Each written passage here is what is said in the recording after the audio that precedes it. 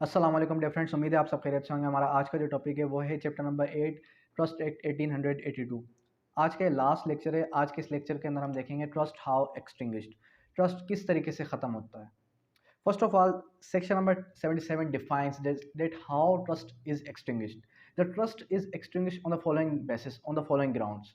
वो following grounds कौन कौन से हैं? वो फॉलोइंग ग्राउंड्स हमारे पास हैं। When the purpose is completely fulfilled, जिस पर्पस के लिए आपने ट्रस्ट कायम की थी वो पर्पस ही कंप्लीट हो चुका है। जब आपका वो पर्पस कंप्लीट हो गया उसके बाद जो है आपकी ट्रस्ट ऑटोमेटिकली एक्सटिंग्विश हो जाएगी, ख़त्म हो जाएगी। उसके बाद जो सेकंड है, when the purpose becomes unlawful, जिस जो आपका पर्पस है ट्रस्ट क्रिएट करने का वो पर्पस ही अनलॉफुल है। ठीक है। उसके बाद है when the fulfilment of its purpose becomes impossible by destruction of the trust property और अदरवाइज, जो आपका पर्पस है जिस पर्पस के लिए आपने ट्रस्ट कायम की थी वो पर्पस ही जो है आपका इम्पॉसिबल हो जाए, यानी कि वो मुमकिन ही नहीं है कि ये काम हो सके जो कि आपने ट्रस्ट जिस वजह से जिन ग्राउंड्स पे आपने ट्रस्ट क्रिएट की थी। उसके बाद लास्ट है when the trust being revocable is expressly revoked, जब जो ट्रस्ट है वो रिवोकेबली रिवोक हो जाए, मनसूख हो जाए, उस तरीके से आपकी जो ट्रस्ट है, ये फॉलोइंग ग्राउंड्स है जिन बेसिस पे आपकी ट्रस्ट जो है वो ख़त्म हो जाएगी। उसके बाद अगर आप फर्दर इसकी डेफिनेशन वगैरह लिखना चाहें या इसको फर्दर एलोबरेट करना चाहें तो इसको एलोबरेट इस तरीके से कर सकते हैं, fulfilment of the object of trust, कि जो आपका ऑब्जेक्ट ऑफ ट्रस्ट है वो किस तरीके से फुलफिल किया जाएगा।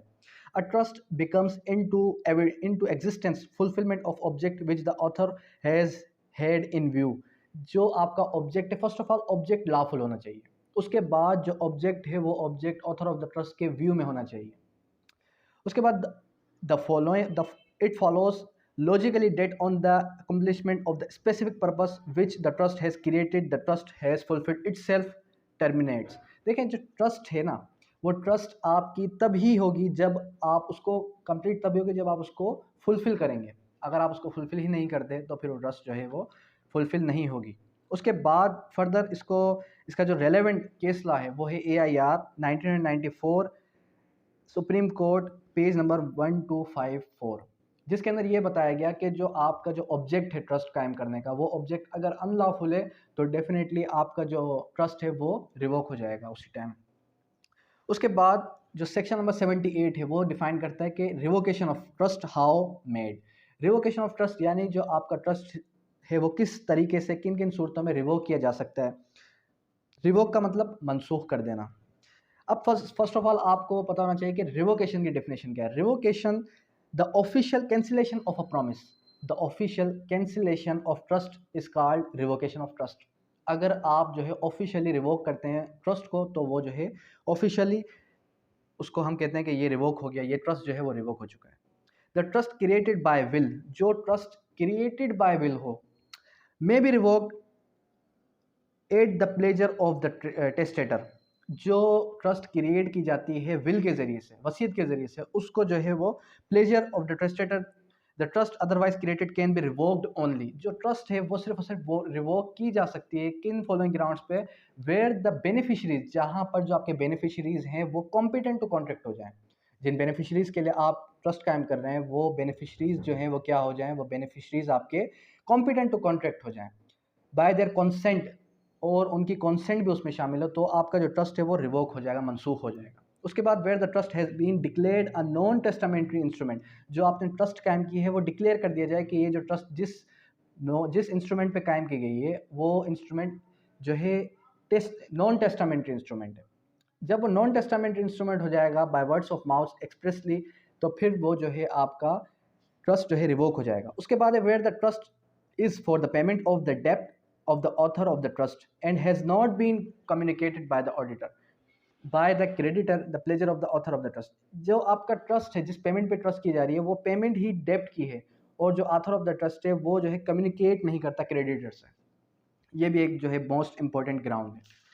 उसके बाद section number 79 revocation not to be defeat what trustee have duly done.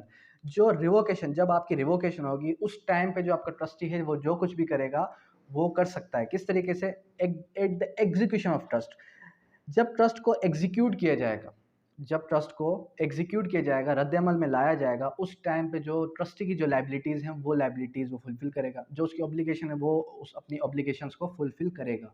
ये हमें बताया किसने? सेक्शन नंबर 79 में। अब 79 को आप जो है कनेक्ट करें किसके साथ?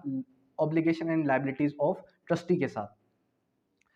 तो आज हमने सिंपली डिस्कस किया सेक्शन नंबर 77, 78 एंड 79। देखें, ये जो पूरा का पूरा ट्रस्ट एक्ट हम जो है एंड करने वाले हैं इस ट्रस्ट एक्ट को, तो ये लास्ट लेक्चर है। अब ट्रस्ट एक्ट है ही क्या? जब आप देखें, ट्रस्ट क्रिएट कब होती है? या तो पब्लिक वेलफेयर के लिए, पब्लिक वेलफेयर के लिए आपने ट्रस्ट कायम की, या फिर आप जो है प्राइवेट ट्रस्ट कायम करते हैं। प्राइवेट ट्रस्ट किस तरीके से कि आपका जो है एक माइनर के लिए आपने ट्रस्ट कायम की और आपने एक जो है ट्रस्ट प्रॉपर्टी एक ऐसे शख्स को दे दी जिसको आपने ये कहा जैसे ही ये मेजर हो जाए तो फिर जो है आप इसको मेरी प्रॉपर्टी, ट्रस्ट प्रॉपर्टी इसको दे दीजिएगा। तब होती है ट्रस्ट प्रॉपर्टी, जो है वो ट्रस्ट कायम की जाती है। ये सारी की सारी चीज़ें डिफाइन कहाँ पर है? Obviously the trust act 1882।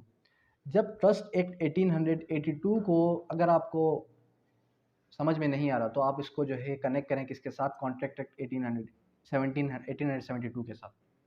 जब आप कॉन्ट्रैक्ट एक्ट पढ़ेंगे, साथ में ट्रस्ट एक्ट पढ़ेंगे, कुछ ऐसे टर्म्स एंड कंडीशंस हैं कि कॉम्पिटेंट कौन है, कॉम्पिटेंट कौन नहीं है, कब ट्रस्ट कायम की जाती है, कब ट्रस्ट कायम नहीं की जाती, और जो है कॉन्सेंट होना चाहिए, फ्री विल होनी चाहिए। ये सारी की सारी चीज़ें आपको एलोबरेट हो जाएंगी कॉन्ट्रैक्ट एक्ट 1872 के अंदर। यहाँ तक किसी भी किस्म का कोई भी सवाल हो तो आप कर सकते हैं।